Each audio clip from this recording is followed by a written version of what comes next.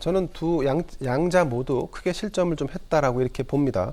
자, 이준석 당대표의 경우에는 그동안은 계속 제기됐던 당대표 리스크, 또 실언, 그리고 녹취록을 가지고 두 차례나 지금 연거푸 논란을 일으킨 점, 그리고 대선 후보주자들과 계속해서 충돌을 일으키고 있다는 점.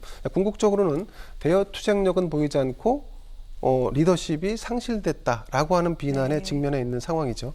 원희룡 대선 주자 후보 같은 경우는 무리수를 던지는 정치를 통해서 당의 혼란을 부추기고, 그리고 이 당대표와 불필요한 마찰로 본인이 조금 더 돋보이려고 하는 이런 어떻게 보면 약간 초보 정치인 같은 느낌을 좀 심어줬다는 점, 이런 점이 아마 실점이 될 것 같은데, 그럼 득은 뭐가 있을까? 자, 이준석 당대표는 득이 없습니다. 사실 이번 싸움에서. 그래서 사실 한 발 뒤로 빼고 침묵으로 일관하는 것 같고요.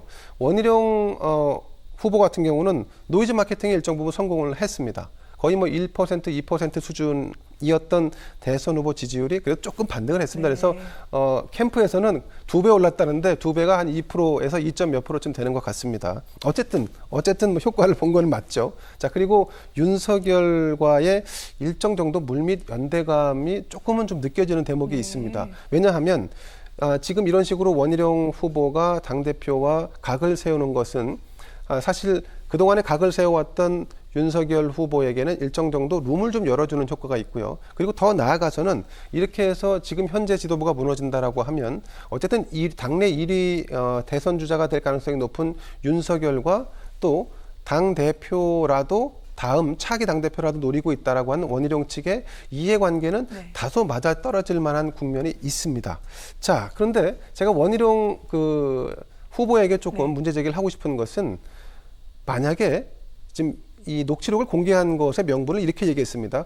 이 당의 공정한 경선을 충정 어린 목소리를 내기 위해서 내가 이 문제제기를 제기했다라고 했는데, 근데 이렇게 말하려면 그러면 이준석 당대표가 당을 불공정하게 경선을 불공정하게 이끌고 그런 것을 주도하고 기획했다라고 하는 근거를, 배경을 제시해야 되는데, 그런 근거와 배경을 제시하지 않고 사적으로 통화한 내용을 공격하면서 사실은 자신이 얻으려고 하는 정치적인 그 유불리를 따져서 행동한 점, 이런 점은 큰 정치인이 취해서는 안 되는 정치라고 저는 보여지고, 더군다나 이 이준석 당대표보다는 무려 나이가 한 17, 8살 많은 분 아닙니까? 정치도 오래 했고 대선배라고 볼 수 있는데, 이런 분이 현재 당대표를 흔들면서 그 역으로 자신에게 부어진 어떤 부가적 정치적 이득을 취하려고 한다는 점은 대단히 실망스럽습니다. 그렇군요. 두 사람 모두 결과가 이렇게 될 것을 알았을까요? 어떤 의도로 이런 논란이 벌어지게 됐는지, 이런 내용들이 궁금하기도 합니다. 자, 교수님께서는 어떻게 보고 계십니까? 제가 지난주에 기싸움이다라고 얘기하면서, 주도권 싸움이다라고 얘기하면서 정해진 코스로 가는 경선 버스가 과연 정해진 코스로 가는 노선 버스냐, 아니면은 승객들이 가자는 대로 가는 관광버스냐라고 제가 의문을 제기한 적이 있었습니다. 그런데 오늘 언론에서 결론을 내려줬어요. 막장버스. 자, 이렇게 됐습니다. 결론은 저는 이제 승자 없는 싸움이었다. 사실은 주도권 싸움이었습니다. 주도권 싸움에서 막장버스라고 언론이 결론을 내렸다라고 하는 거는 둘 다 똑같네, 이런 결론이 나왔다는 거예요. 물론 이번에 이제 그 저거에 대한 주어 싸움, 이걸 보면 마치 황산벌 영화 과거의 황산벌이라는 영화의 거시기를 떠올리게 하는 거거든요. 거의 뭐 이건 듣는 사람 마음대로 해석하는 수준이 돼버렸습니다.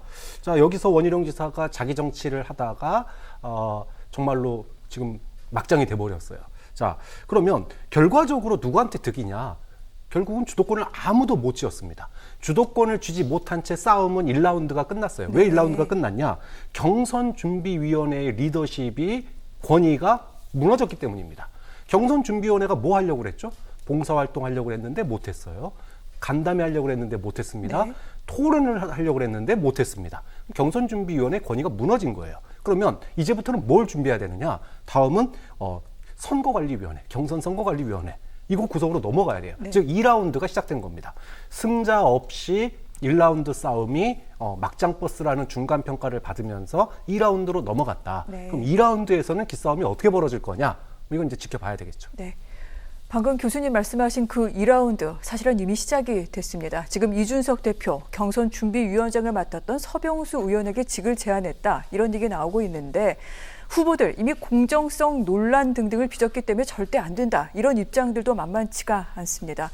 이 부분 어떻게 하게 될지 이준석 대표가 접을 가능성도 있을까요? 어떻게 저는 보십니까? 이준석 대표의 마지막 그 시험대라고 봐요. 네. 리더십이 뭐 가뜩이나 없었던 당대표 될 때부터 뭐 영선 대표, 30대 대표로서 리더십이 있지 않은 상태였지 않습니까? 당내 조직이 없었어요. 진짜 나홀로 정치인이었습니다.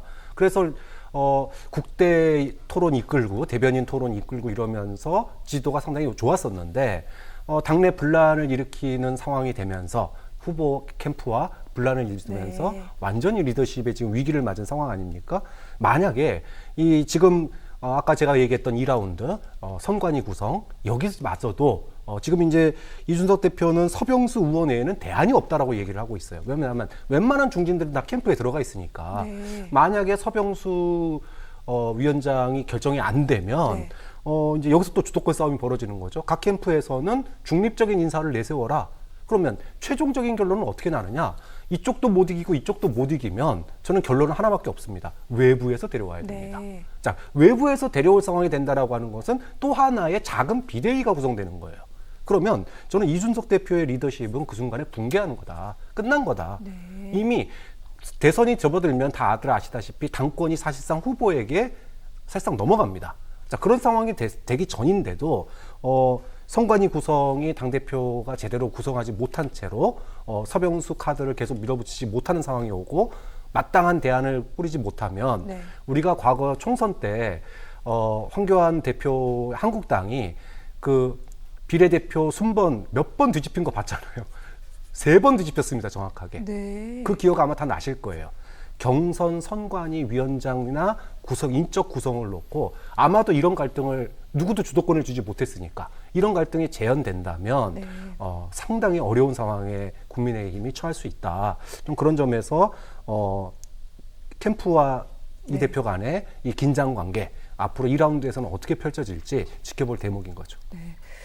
단순하게 선거를 공정하게 관리할 인사를 임명하는 그 차원을 넘어서서 앞으로 이 당의 주도권을 누가 끌고 갈 것인가 굉장히 좀 많은 것들이 걸려있는 내용이기도 합니다. 앞으로 어떻게 전개가 될까요? 자, 우선 어제 그 국민의힘 의원총회가 있었는데 네. 여기서 이 서병수 경선준비위원장이 나와서 이 당 지도부를 흔들지 말라라고 발언을 했는데 그 발언이 끝나자마자 바로 그게 우리가 원하는 것이다.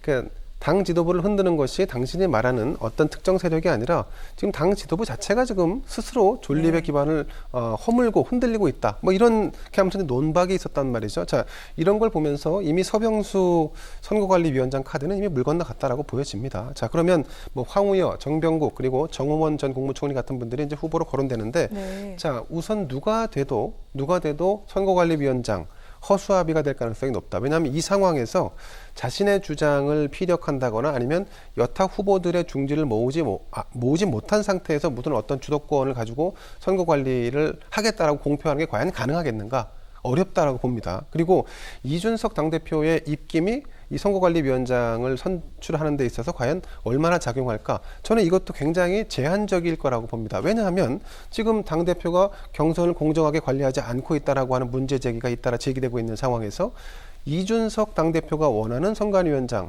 그리고 다소 이준석 당대표가 어떤 특정 후보를 염두에 둔 것 같은 위원장을 인선하는 데 있어서 입김을 행사했다. 그러면 바로 또 반박이 들어오고 또 충돌이 생길 수밖에 네. 없는 상황이기 때문에 쉽지 않은 상황입니다. 자, 그래서 심지어는 김종인 전 비대위원장을 선관위원장으로 앉히자는 얘기도 뭐 일부 나오는 것 같은데 이거는 김종인 비대위원장이 하지 않죠. 왜냐하면 이거는 득될 게 하나도 없고 네. 욕만 먹을 수 있는 자리가 되는 지금 상황이 돼 있습니다.